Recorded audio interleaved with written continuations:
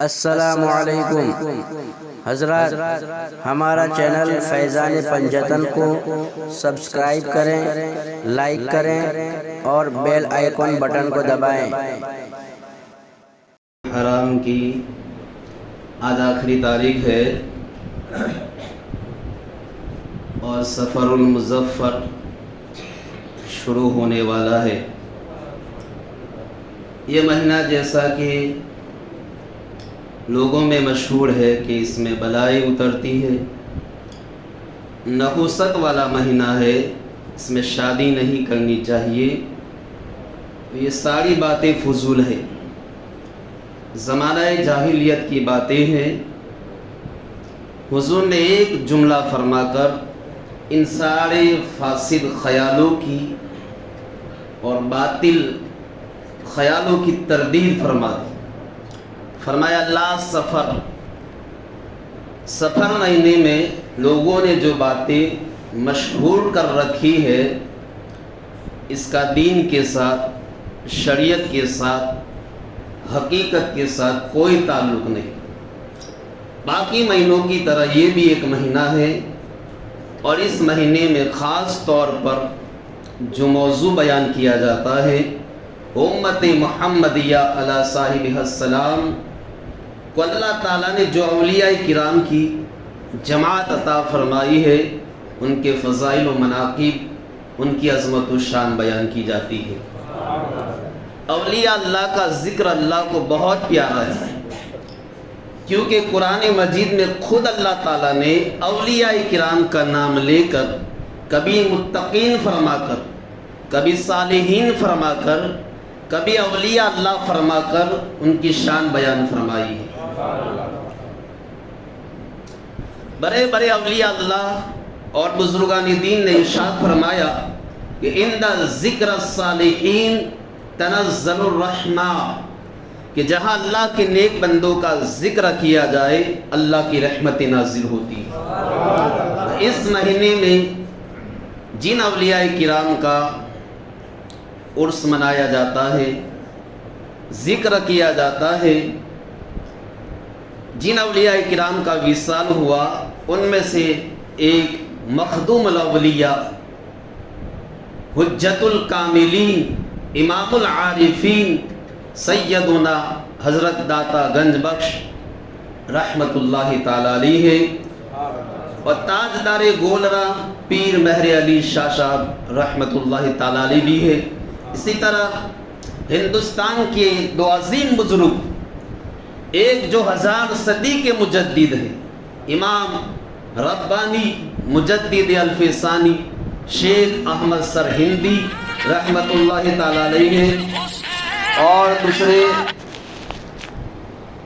اعلیٰ حضرت فاضل بریلوی رحمت اللہ تعالی علیہ کی ذات والا صفات ہے۔ تو یہ وہ شخصیتیں ہیں، یہ وہ بزرگان دین ہیں جن کے عرس اس مہینے میں منائے جاتے ہیں اور جن کا وصال اس مہینے کے اندر ہوا۔ حضرات محترم، کچھ لوگ اولیاء کرام کو نہیں مانتے، ان کی کرامتوں کا انکار کرتے ہیں، جبکہ کرامت برحق ہے۔ مطلقاً کرامت کا انکار کرنے والا کافر ہے۔ قرآن مجید، احادیث رسول اور اجماع امت اس بات پر شاہد ہے کہ کرامت برحق ہے۔ قرآن مجید میں بھی یہ پورا واقعہ جو کرامت ہے موجود ہے۔ حضرت سلیمان علیہ السلام کا دربار سجا ہوا ہے، آپ کے دربار میں انسان بھی ہیں، جنات بھی ہیں، دیگر مخلوق بھی ہیں۔ ادھر بلقیس ملکہ سبا اپنے وزیروں کے ساتھ، مشیروں کے ساتھ، حکمرانوں کے ساتھ یمن سے بیت المقدس کی طرف روانہ ہو چکی ہے۔ سلیمان علیہ السلام اپنے درباریوں سے فرماتے ہیں ایکم یاتین بعرشہا، تم میں سے کون ہے جو بلقیس کے تخت کو میرے سامنے پیش کر دے؟ قال عفریت من الجن، تو ایک سرکش جن نے کہا انا آتیک بہ، میں وہ تخت لاتا ہوں۔ فرمایا کتنی دیر میں لائے گا؟ کہا قبل ان تقوم من مقامک، کہ یہ محفل برخاست ہونے سے پہلے میں وہ تخت آپ کی خدمت میں پیش کر دوں گا۔ سلیمان علیہ السلام نے فرمایا مجھے اس سے جلدی چاہیے، اتنی مہلت نہیں دے سکتا، میں اتنا انتظار نہیں کر سکتا۔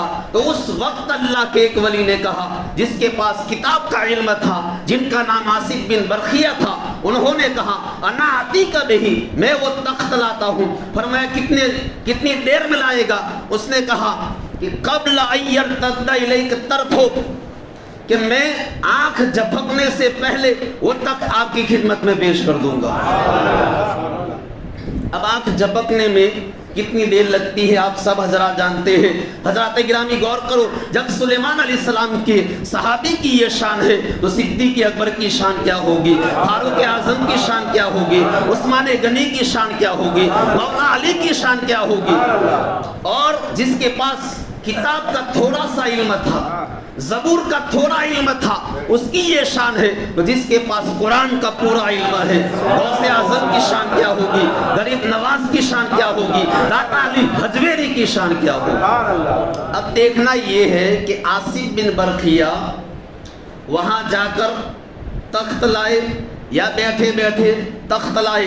اگر بیٹھے بیٹھے تخت لائے ہیں تو ماننا پڑے گا کہ اللہ تعالیٰ نے اپنے نیک بندوں کو اتنی طاقت دی ہے، نگاہ ڈالی، اشارہ کیا، تخت خود بخود آ گیا۔ اور اگر وہاں جا کر تخت لائے ہیں تو اس کا مطلب یہ ہے کہ ایک لمحے میں تخت سمیت آنا جانا ثابت ہو گیا، یعنی ایک ہی لمحے میں، ایک ہی وقت میں، ایک ہی آن میں یہاں بھی ہے اور وہاں بھی موجود ہے، ادھر یمن میں بھی ہے، ادھر بیت المقدس میں بھی ہے۔ ایسی نگاہ ڈالی، سارے تالے ٹوٹ گئے، دروازے کھل گئے، اور آنکھ جھپکنے سے پہلے وہ تخت سلیمان علیہ السلام کی بارگاہ میں پیش کر دیا۔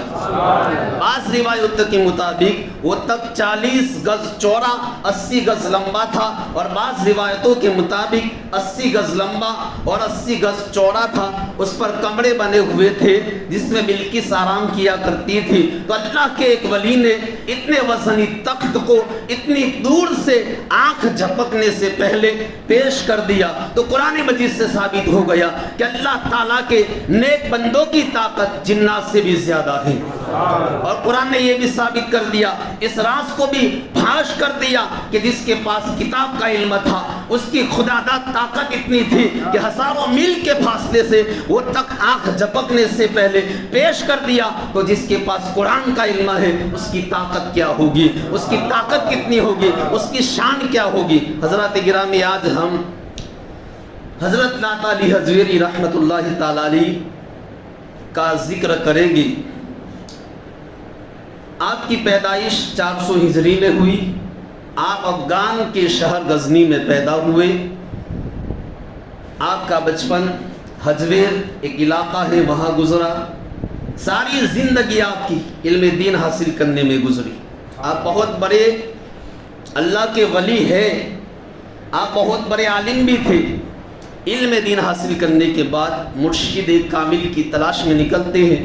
تلاش کرتے کرتے ملک شام پہنچے۔ اس سے پتہ چلتا ہے کہ بندہ چاہے کتنا بڑا عالم بن جائے، مفتی بن جائے، ولی بن جائے، کسی نہ کسی پیر کی غلامی اختیار کرنی پڑتی ہے۔ حضور غوث پاک رضی اللہ تعالیٰ عنہ کتنے بڑے ولی ہیں۔ آپ خواجہ ابو سعید مخزومی سے بیعت ہیں۔ غریب نواز کتنے بڑے ولی ہیں۔ خواجہ عثمان ہارونی سے بیعت ہے۔ تو داتا صاحب دمشق کی ایک غار بیت الجین میں اپنے پیر و مرشد کے پاس بیٹھے ہوئے تھے۔ پیر و مرشد نے فرمایا، علی حجویری، ہم نے تمہاری ڈیوٹی لاہور میں لگائی ہے، تم نے لاہور جا کر اسلام کی تبلیغ کرنی ہے، دین کا کام کرنا ہے۔ داتا صاحب اپنے پیر و مرشد سے جدا ہونا نہیں چاہتے تھے۔ آپ نے کوشش کی کہ میں پیر کے قدموں میں رہوں۔ عرض کیا، حضور لاہور میں میرے پیر بھائی میرا حسین جنجانی موجود ہے، آپ مجھے اپنے پاس رکھے۔ پیر صاحب نے فرمایا، تمہیں فوراً لاہور پہنچنا ہوگا۔ داتا صاحب لاہور کے لیے تیار ہو گئے۔ اب اس وقت نہ کوئی گاڑی ہے، نہ کوئی سواری کا انتظام ہے، نہ کوئی ہوائی جہاز ہے۔ اب داتا صاحب دمشق سے ملک شام سے لاہور کیسے آئے, کتنا عرصہ لگا, کس راستے سے آئے, کتابیں خاموش ہے, تاریخ خاموش ہے, کوئی نہیں بتاتا کہ داتا صاحب لاہور کیسے آئے, کتنے عرصے میں آئے. لیکن داتا صاحب کی تاریخ پڑھنے کے بعد, سیرت پڑھنے کے بعد میں اس نتیجے پر پہنچا ہوں کہ داتا صاحب کا ایک قدم دمشق کی غار میں تھا اور دوسرا قدم لاہور کے دریائے راوی پر تھا. دوسرا قدم لاہور کے دریائے راوی پر تھا. فاصلے مٹ گئے, تنابوں کو کھینچ دیا گیا. اس شان سے لاہور کا ستارہ چمکا. داتا صاحب رحمت اللہ علیہ لاہور پہنچے تو شام کا وقت ہے, سردیوں کا موسم ہے, ٹھنڈی ہوائیں چل رہی ہے, مطلع ابر آلود ہے, شہر کا دروازہ بند ہے. پہلے زمانوں میں شہروں کے دروازے ہوتے تھے. داتا صاحب نے دروازہ کھٹکھٹایا, چوکیدار نے پوچھا کون؟ تو داتا صاحب کہہ سکتے تھے میں غوث زماں ہوں, قطب دورہ ہوں, لیکن آپ نے کہا نہایت ہی سادگی کے ساتھ جواب دیا کہ میں ایک مسافر ہوں. داتا صاحب جو پہاڑوں کو چیر سکتے ہیں, دروازہ کون سی مشکل بات ہے. چوکیدار نے کہا صبح تک انتظار کرو. داتا صاحب نے کہا موسم سازگار نہیں, سردی ہے, ہوائیں چل رہی ہے, بارش کا امکان ہے, لہٰذا دروازہ کھول دو. چوکیدار نے کہا دروازہ نہیں کھول سکتا, صبح تک انتظار کرو. داتا صاحب نے چوکیدار کو مجبور نہیں کیا, مصلی بچھایا اور ساری رات نماز پڑھتے رہے. صبح ہوئی تو وہ پہرے دار جو رات بھر پہرا دیتا رہا دروازہ کھول کر اب سونے کی تیاری کر رہا تھا. داتا صاحب دروازے سے اندر داخل ہوئے. آپ کے پاؤں میں لکڑی کی کھراؤ تھی, چلنے کی آواز آ رہی تھی. چوکیدار سمجھا شاید کوئی فقیر ہوگا, منگتا ہوگا, سائل ہوگا. لیکن جب اس کی نظر داتا صاحب کے چہرے پر پڑی, ادباً کھڑا ہو گیا اور دل ہی دل میں پکار اٹھا کہ اے مرد درویش, اے مرد قلندر, میں نے اس دروازے سے بڑے بڑے بادشاہوں کو, حکمرانوں کو, گورنروں کو, وزیروں کو گزرتے ہوئے دیکھا ہے, لیکن جیسی تیری شان ہے, جیسا تیرا رعب ہے, آج تک میں نے کسی میں نہیں دیکھا. داتا صاحب شہر میں داخل ہوئے, آگے بستی میں پہنچے, دیکھا ایک جنازہ جا رہا ہے, مخلوق خدا کا ہجوم ہے, لوگوں کا ہجوم ہے. پوچھا یہ جنازہ کس کا ہے؟ کہا یہ میرا حسین جنزانی رحمت اللہ تعالی علیہ کا جنازہ ہے. فوراً سمجھ گئے یہ میرے پیر بھائی کا جنازہ ہے, جس کی جگہ پر میرے مرشد نے مجھے یہاں بھیجا. آپ دیکھیں داتا صاحب کی نظر کہاں تھی اور آپ کے پیر کی نظر کہاں تھی. داتا صاحب سمجھ گئے میرے پیر نے مجھے صحیح وقت پہ بھیجا ہے. جنازے میں شامل ہو گئے, جنازہ رکھ دیا گیا. داتا صاحب صفوں میں کھڑے ہیں. اب سوال پیدا ہوتا ہے جنازہ کون پڑھائے گا؟ تو سب کی نظر داتا صاحب پہ پڑی. سب نے عرض کیا کہ حضور آپ جنازہ پڑھائے. تو اس وقت داتا صاحب نے اپنے پیر بھائی میرا حسین جنزانی کا جنازہ پڑھایا. تو داتا صاحب کی عظمت پوچھنی ہو, شان پوچھنی ہو تو ولیوں سے پوچھو. ولیوں کے ولی, ولیوں کے سرکار غوث اعظم رضی اللہ تعالیٰ عنہ نے اپنی زندگی میں کئی دفعہ یہ بات ارشاد فرمائی کہ اگر داتا صاحب میری زندگی میں ہوتے تو میں آپ کے ہاتھ پر بیعت کر لیتا, میں آپ سے مرید ہو جاتا. تو ذرا غور کیجئے داتا صاحب کتنی عظیم ہستی ہے, کس منصب پہ آپ فائز ہیں کہ غوث اعظم آپ سے بیعت ہونے کا ارادہ رکھتے ہیں, تمنا ظاہر کرتے ہیں. اسی طرح آپ دیکھیے دوسرے ولیوں میں اور داتا صاحب میں بڑا فرق ہے. غوث اعظم صاحب اولاد ہے, آپ کی اولاد کا سلسلہ جاری ہے, شاگردوں کا سلسلہ جاری ہے, مریدوں کا سلسلہ جاری ہے. غریب نواز صاحب اولاد ہے, اولاد کا سلسلہ جاری ہے, مریدوں کا سلسلہ جاری ہے, شاگردوں کا سلسلہ جاری ہے. مجدد پاک آپ کے شاگردوں کا سلسلہ جاری ہے, مریدوں کا سلسلہ جاری ہے. جتنے بزرگ ہیں سب کے سلسلے جاری ہے. لیکن داتا صاحب کو یہ مقام حاصل ہے کہ نہ آپ کے کوئی مریدوں کا سلسلہ ہے, نہ اولاد کا سلسلہ ہے, نہ شاگردوں کا سلسلہ ہے, لیکن رونق سب سے زیادہ داتا صاحب کی ہے, چرچا سب سے زیادہ داتا صاحب کا ہے. داتا صاحب ولایت کے بے مثال منصب پہ فائز تھے.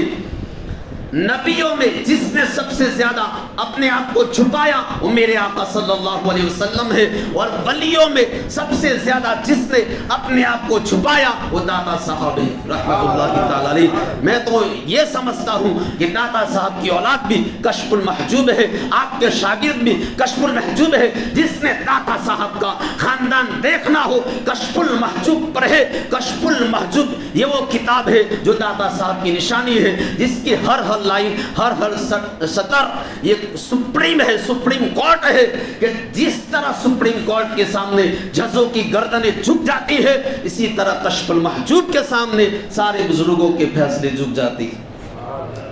حضرت نظام الدین اولیاء رحمت اللہ تعالی علیہ فرماتے ہیں جسے مرشد کامل نہ ملے اسے چاہیے کہ داتا صاحب کی کشف المحجوب پڑھے، یہ مرشد کامل کا کام دیتی ہے۔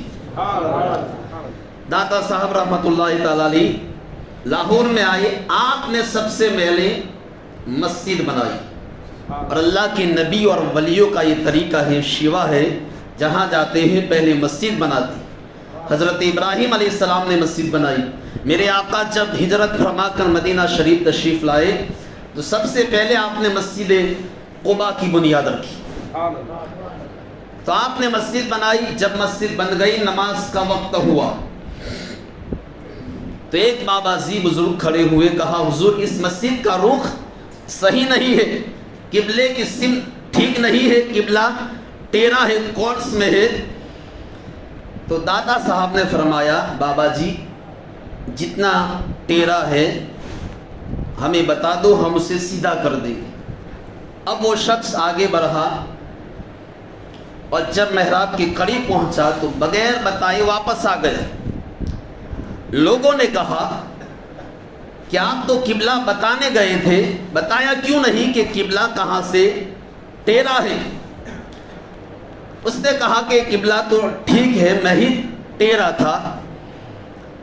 اور لوگوں نے کہا کہ اب تجھے کیسے معلوم ہوا کہ قبلہ درست ہے، ٹھیک ہے؟ تو اس نے کہا جب میں محراب کے قریب پہنچا تو میں نے کیا دیکھا کہ اس محراب کے اندر خود بیت اللہ شریف موجود ہے، خانہ کعبہ موجود ہے۔ تو اللہ کے ولی یہ نگاہوں سے ساری چیزیں دکھا دیتے ہیں۔ داتا صاحب کا سب سے بڑا تعارف عطا رسول سلطان الہند حضرت خواجہ معین الدین چشتی رحمت اللہ تعالی علیہ نے کرایا ہے۔ غریب نواز جب مدینے سے نکلے، لاہور پہنچے، راستے میں تو غریب نواز کو کوئی پتہ نہیں کہ لاہور میں کس کس کا مزار ہے۔ تو غریب نواز کو کس نے بتایا، کیسے پہچانا کہ یہ داتا علی حجویری کا مزار ہے؟ تو خود غریب نواز فرماتے ہیں جب میں لاہور سے گزرنے لگا، لاہور میں داخل ہوتے ہی میں نے داتا صاحب کے مزار سے نور کے مینار دیکھی، نور کی بارش ہو رہی تھی، نور کی اس روشنی میں میں داتا صاحب کے مزار پہ پہنچا، 40 دن تک آپ کے قدموں میں رہے۔ خواجہ غریب نواز خود فرماتے ہیں میں نے 40 دن تک داتا صاحب کے مزار پہ مراقبہ کیا، نور کی بارش ہو رہی تھی، میں جھولیاں بھرتا رہا، فیض لٹتا رہا، خزانے لٹتا رہا۔ 40 دن کے بعد جب فیض یاب ہو کر غریب نواز جانے لگے تو فرماتے ہیں گنج بخش فیض عالم مظہر نور خدا نا کے سارا پیر کامل کامل آرا رہنما، یعنی داتا صاحب کی بارگاہ یہ بارگاہ ہے کہ داتا صاحب خزانے لٹا رہے ہیں، کامل آ جائے تو رہنما بناتے ہیں، ناقص آ جائے تو اسے کامل بنا دیتے ہیں، کامل آئے تو اسے رہنما بنا دیتے ہیں۔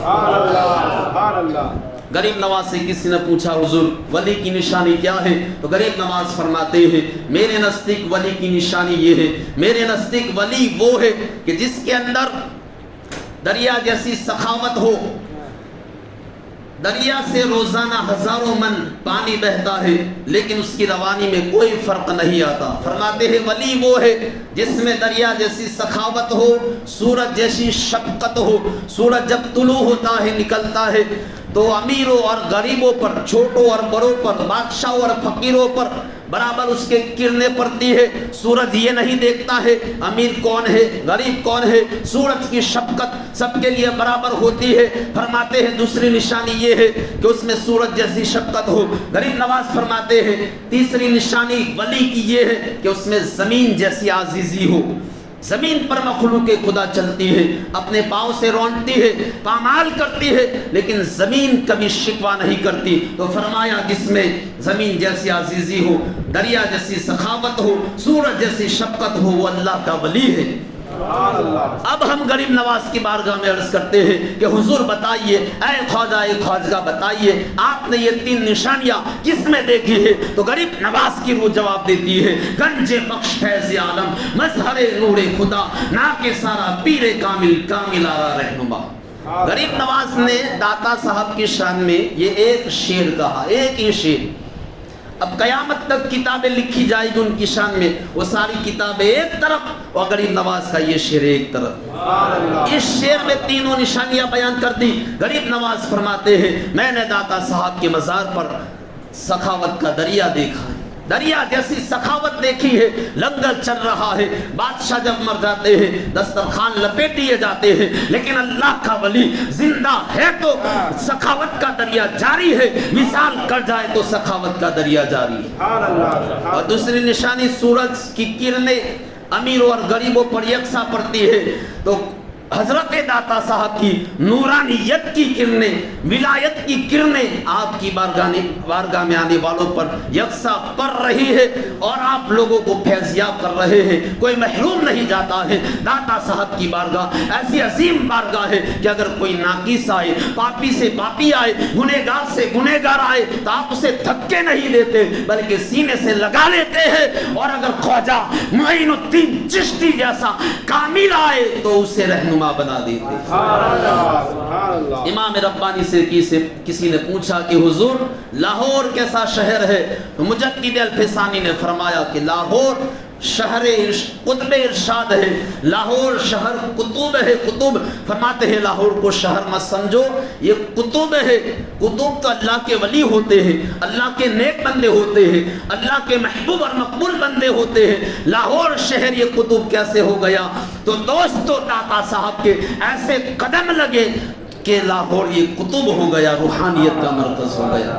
حضرت بابا فرید گنج شکر رحمت اللہ تعالی علیہ اپنے مریدوں کے ساتھ پاک پتن سے لاہور داتا صاحب کی بارگاہ میں حاضری دینے کے لیے آتے ہیں، اور جس وقت لاہور میں داخل ہوتے ہیں آپ لمبی اور گہری سانس لینا شروع کر دیتے ہیں۔ مریدین نے عرض کیا کہ حضور لاہور آتے ہی آپ کی کیفیت بدل جاتی ہے، آپ لمبی اور گہری سانس لیتے ہیں۔ فرمایا مجھے لاہور کی فضاؤں سے جنت کی خوشبو آ رہی ہے، اور جب آپ مزار کے بالکل قریب پہنچتے ہیں تو پھر آپ قدموں سے نہیں چلتے بلکہ گھٹنوں کے بل چلتے ہیں۔ مریدین عرض کرتے ہیں حضور پہلے وہاں آپ لمبی اور گہری سانس لیتے ہیں اور یہاں گھٹنوں کے بل چلنا شروع ہو گئے، تو آپ نے فرمایا کہ آگے انوار کی بارش ہو رہی ہے، کیا میں اس پر قدم رکھ کے چلوں؟ تو حضرت گرامی داتا صاحب رحمت اللہ تعالی علیہ یہ عظیم ہستی ہے کہ جن سے بیعت ہونے کی تمنا غوث اعظم نے کی، جن کی بارگاہ میں غریب نواز نے 40 دن حاضری دی،